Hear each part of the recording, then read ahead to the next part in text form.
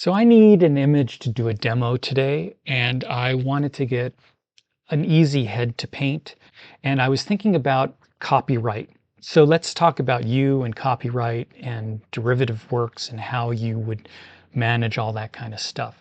And I have a page of notes that I think are kind of helpful, and I'll type these up for you at some point.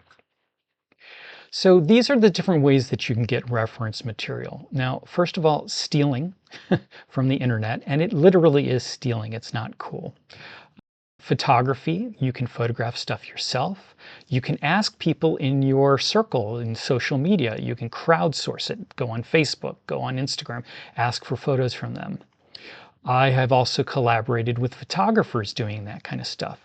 You can also go to old bookstores and find books that are about 100 years old, that have fallen out of copyright, and you can use them because they're in the public domain. So antique photos and antique books that you can get from thrift stores, even photo booth photos, there's no copyright on those things. So if you went to a thrift store or an antique store and bought like little photo booth photos or old snapshots, you can use those.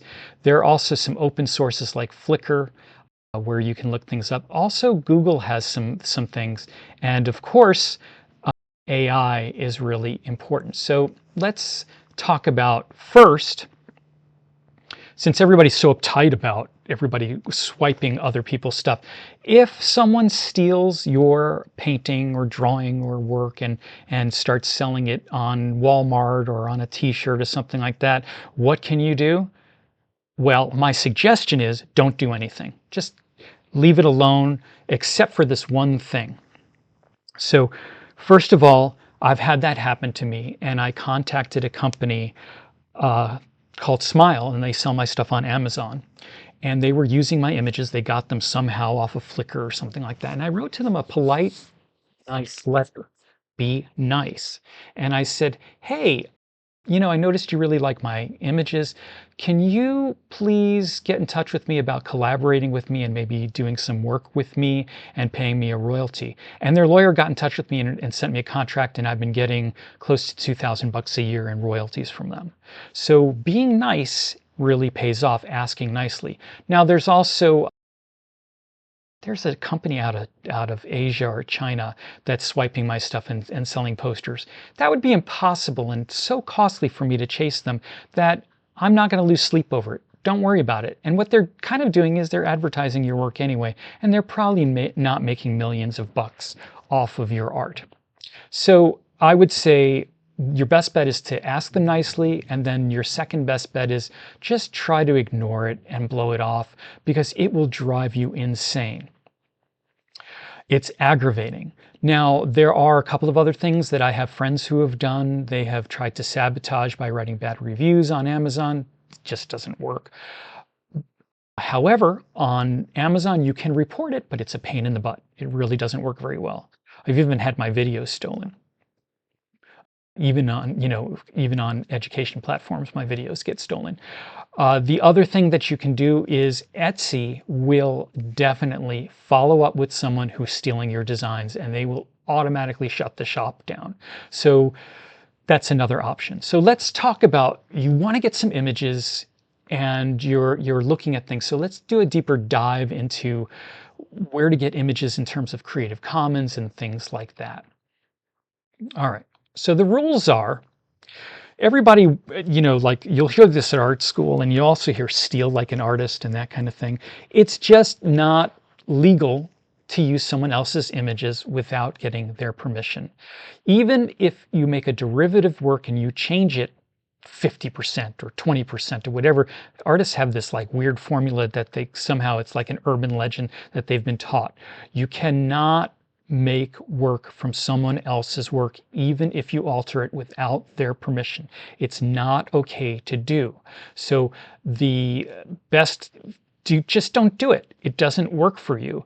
The thing that you can do is you can seek permission from someone. That's the best thing to do. All right, so here's some other things that you can do that would allow you to do it.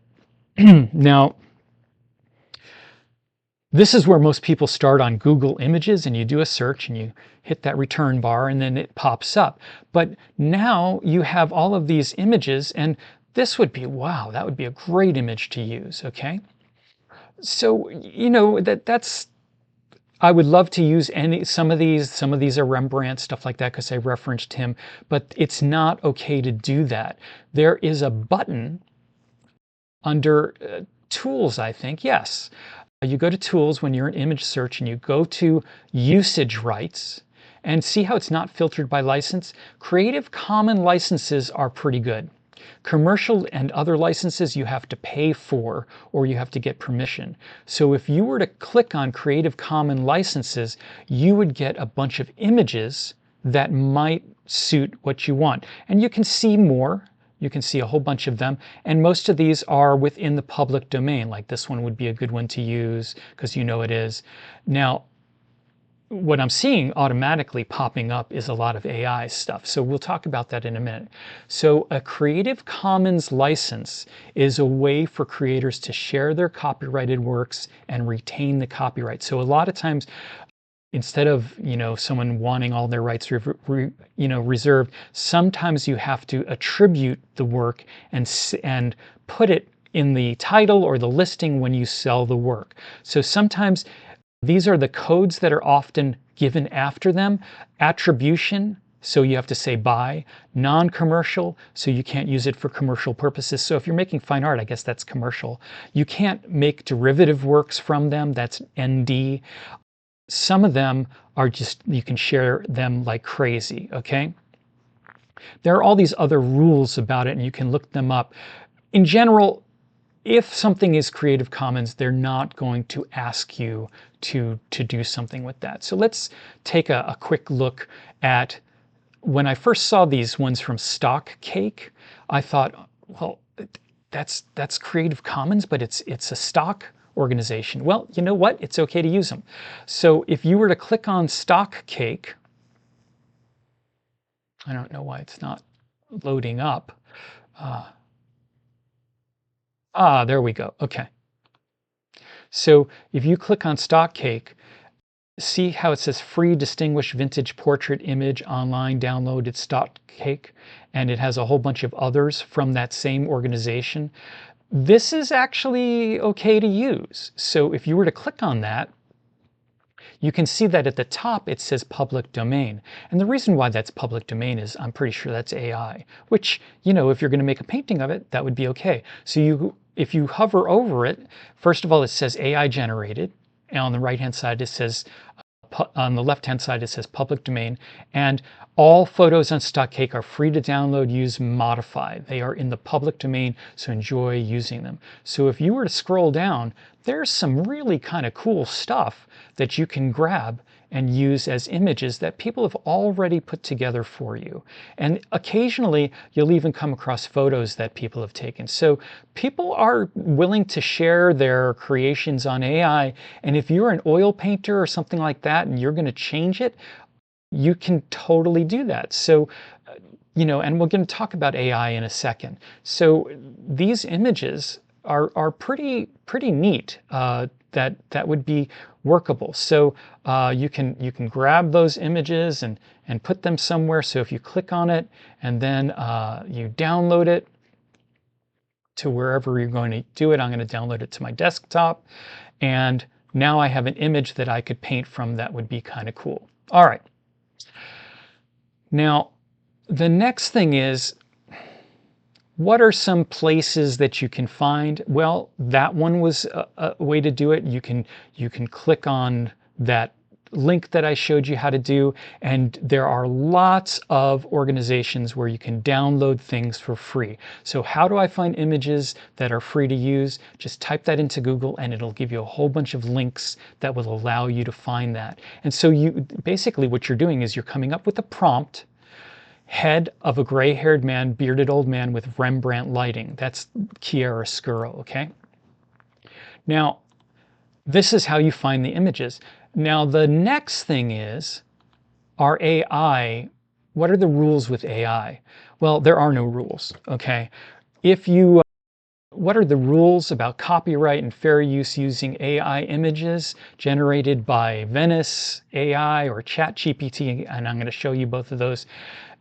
they're not copywritten because they actually are trained by looking at lots of other photos. And a lot of people are really against it, and they will bash on you if they know you're using AI, especially if all you do is download the AI image and you don't try to turn it into something handcrafted or handmade, and you just sell prints. And lately there have even been videos online that show people at Comic-Con and all these conventions that are making AI art, and they're literally escorted out by the police. Now, that being said, and you can hate on it as much as you want, it's, but it is a pretty good source of getting some images. You can sell AI generated art without attributing it to anybody. But one of the things that would be ethical for you to do is to not say, make an image in the style of Kenny Mencher, make it brushworky and all that kind of stuff. So you don't want to show it some of someone's art and then say, make this image. What I generally do is I want a photographic version of the image that I want to paint if I'm using AI. And lately, every third or fourth painting I do is made by using AI. Okay, so you might want to just search that, what are the copyright and fair use rules to make a painting from an image generated with AI, and basically, in a nutshell, there are no rules, and the courts have ruled on that. So let's use that same prompt that I used before, the head of a gray-haired old man. Oh, it's reloading it. I don't know why. Head of a gray-haired bearded man. And it's in photographic style. So let me show you a couple of things about Venice AI. These are services you have to pay for, and I really find that they're very good. So you have to click on this like weird medallion in the lower left-hand corner, and instead of text, you use image. Now, the nice thing about Venice AI is that it does not store your information on the web on their server. It only stores it as cookies on your browser, so you can do all kinds of things. And a lot of people use it for things to generate porn and stuff like that. These ones here, notice how they're all retiring. These are kind of good ones, but the best one that I found is the porn generating one. It's called Lustify, and it makes things, and so you click on that as your option. So once you've clicked it on and you have the prompt generated, which is head of a gray-haired bearded old man with Rembrandt lighting, that's that chiaroscuro lighting. Then if you don't like the image, because I don't like this one very much, you can hit regenerate. And this is the other nice thing about this, is that it generates it very quickly. Okay. So it actually will go out to the server, bring it back, pull it down for you, and generate the image. But some of the things that you're going to need to do when you are in the options for it, let me see, image settings. If you click image settings, you can click the aspect ratio. The square is the default one. You can hide the watermark, which I don't like the watermark, and then you can go to the advanced settings, and I don't understand how to use all that, but I keep it in PNG because the other one is web, and I don't understand how to use that when I pull it into Photoshop. Okay, so it's having a hard time pulling it down. We'll give it another 30 seconds or so. It's telling you how quickly it's generating it. So I ended up getting a error message. I guess these are the joys of the internet. The selected model is temporary offline, and that's why I wasn't able to regenerate it. So let's move on to the next thing. Now, usually Venice AI works pretty well. Now, the next one that I used was ChatGPT, and they've got a very nice image. So you have to tell it, the prompt has to be generate a photographic style image of the head, so that goes in front of it, and it came up with this image, which, I really was not crazy about this image, but I'm gonna click on it, and I'm gonna save the image. I'm gonna download it. as a PNG file to my desktop, and I'll show you how I'm going to use that. Now, after I did that, I asked it, I put another prompt in that said something along the lines of turn his head to his left. It turned it to his right, actually. It didn't understand that. But that's a pretty good image too. And so I'm going to download that one to my desktop and use that. So now I have 3 images that I can choose to work from to make a painting that are not copywritten. We've got this one of this guy, which is actually one of the better ones, I think. I might even just use that one. All right. We also have this one that I kind of liked, and the light in it is pretty bad, so I'm going to adjust the levels and open it up a little bit so that I can see more details. In general, the color a lot of times is pretty bad on stuff like this too, so it also pays to make it black and white when you're painting from it. And then the last image is this one here, and I'm going to adjust the image, the levels, and make it something that I might be able to work from a little bit more in terms of this kind of stuff.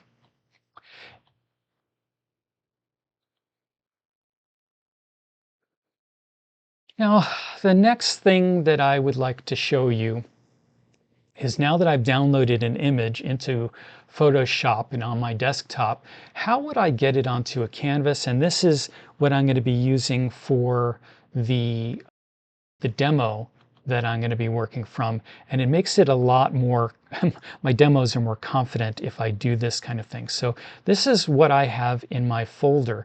I have a whole bunch of pre-made grids that are standard sizes, 5x7, 8x10, 9x11, 9x12, all of these different sizes that are standard sizes. And today I'm going to be working on a 12x12 canvas panel. So if I was to click on that and I was to grab one of these images, let's just, I really do kind of like that one. It's kind of fun. But profiles are kind of fun too. 3/4 view. Yeah, let's grab this guy. All right, so this is what I do with the image. I'll grab the image, and I like to do a kind of tight composition.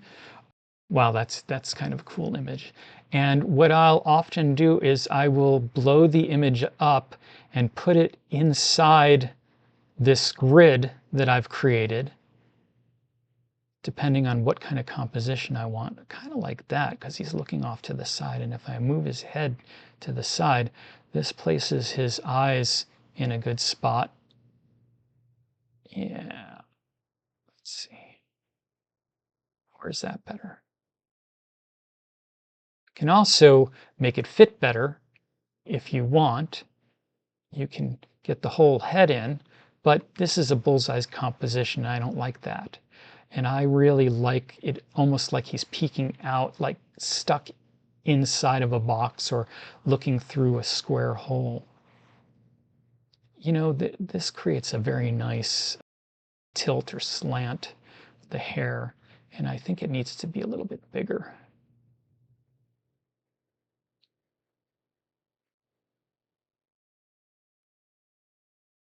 So now I've got the original image set up as a standard, in a standard grid that I can paint from. Now, some people won't manipulate the image at all, but I'm going to use Photoshop, and this is one of the reasons why you should use Photoshop, because it's much easier to use. And I'm going to convert it to black and white, because I find that it just is, this color is not the color of flesh tone. It's a sepia tone thing. So if you were to go to Image, Adjustments, and Desaturate and click on that, on this second layer, notice that it becomes this wonderful black and white image, and then the value scale is not quite what I want to work from. So if I was to go to image and adjust levels, one of the things that I do is I heighten the lights, and I try to pull a little bit more out of the middle tones so that I get a little bit more value in the middle tones. And I find that this image is 600 dots per 600 dpi tall and width, and it is also 72 dpi. So if you look at the settings here, and the reason why that is, I'm telling you that, is because now what I'm going to do is I'm going to go to filter, and then go to blur. And usually the default setting in Photoshop, if you're 600 pixels tall on your screen and you are using 72 dots per inch and you hit Smart Blur, what it'll do is it'll make it look a bit like a painting. So let me show you. I'm going to make another layer, copy that layer, and I'm going to run that filter again, Smart Blur. And then I'm going to go to Filter and Sharpen and Smart Sharpen. And see how it chunked it up and made it look like a painting? That'll make the value structure easier for me to work on. And in the next section, this was preparation for a video on how to do a marketing thing where you're doing a hyperlapse or time-lapse video that you can put on Facebook and on Instagram using the image that I just downloaded.